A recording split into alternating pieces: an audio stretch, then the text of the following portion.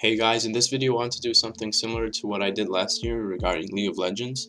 I'll split the video into 3 topics: a review of Season 7, a look at the preseason, and a general outlook of Season 8. Keep in mind all the things I say on this video are from my personal experience with the game. The first thing that I'm addressing is my progress throughout the season. In the video that I titled Things to Improve On, the link is in the description, I mentioned that I finished my placements at Silver 2. Getting back to Platinum was fairly easy, but that wasn't my ultimate goal for the season. As I talked about it later in the video, my goal was set on getting Diamond before the season ended. I eventually reached Diamond 5, but didn't manage to progress any further, and even got demoted a few times after the season ended. But during all that time I spent playing, I learned many things and got an idea of concepts of the game that I didn't even know existed.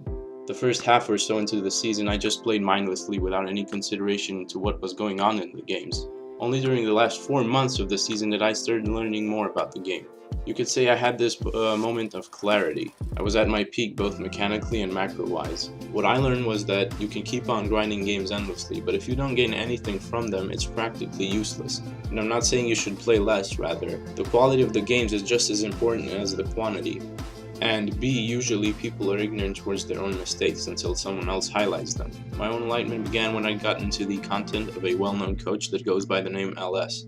The little amount of videos and streams that I checked out were enough for me to change some of my perspectives about the game. Lastly, the meta felt pretty stable and there weren't that many shaky moments, and the game felt balanced overall. I also played on a second account for a short period of time where I peaked at Platinum 2 and had a really nice win-loss ratio. Climbing is really easy when your MMR is in a good spot. I think I've covered most of what I wanted for this segment. Okay, so preseason. Is it even worth playing if you've already received your rewards prior to this?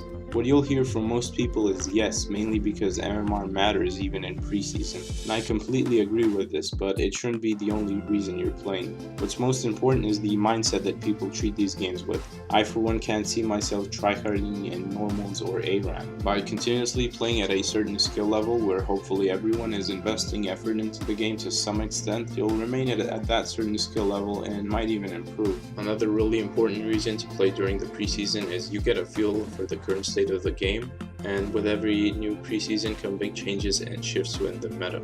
The big change introduced this year is the new rune system that I think has been generally well received by players of all tiers and has opened up new paths to explore for every role.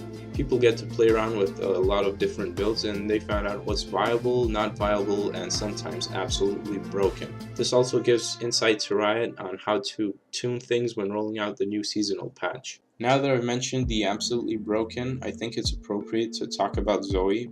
In all my years of playing this game, I haven't seen a champion as annoying to play against as she is. Even before her release, the reveal looked like she was going to be OP from the very start. What's even worse is that she was even stronger on release from what most people expected.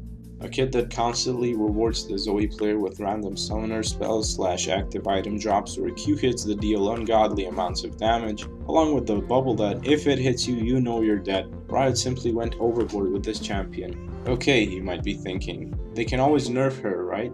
Of course, the nerf was obvious from the get-go. Unfortunately, it was very lackluster and hasn't influenced her from being a top tier pick at all. She's still permabanned or has very high pick priority, and it will remain so until a sufficient nerf has been distributed. But aside from all these game-changing additions, there were also smaller highlights that I'd like to mention. The first notable one was the change from IP, or influence points, to BE, or blue essence.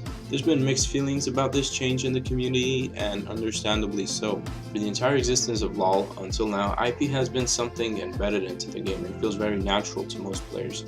The accumulation of IP wasn't the fastest, but you could still see it at the end of the day, whereas with BE it feels even slower and comes in larger clumps of points after each level. Riot claims that this system helps new players acquire champions at a faster rate, but I'm not entirely convinced. While you do get the chance to unlock champions for less points from the shard drops, they're still very random, and the chance of you getting the champion that you want is very low, and buying the champion directly from the store is more expensive than crafting one from shards. I guess we'll have to see how it all works out in the long run to really know if Riot were right about this. The second notable addition was the tournament mode.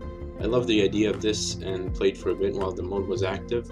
One issue I had with the whole process of getting into a game was that all 5 players had to be online at exactly 7 PM to participate. Maybe a more flexible timetable will be available in the future, which would allow more players to compete. Okay, moving on to Season 8. As far as the new season goes, I went 2-A in my placements and got placed in Gold 1. I'm looking at hitting Platinum as soon as possible, and when that happens, I'll see where my games take me.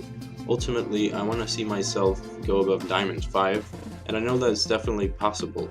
These kind of long-term goals take patience, discipline, and oftentimes a willingness to adapt or change one's way of thinking. Right now, I'm not really crazy on getting to that level of play. Rather, I just want to enjoy the game for what it is. This is all I have to say for now. Thanks for watching, guys. See you next time.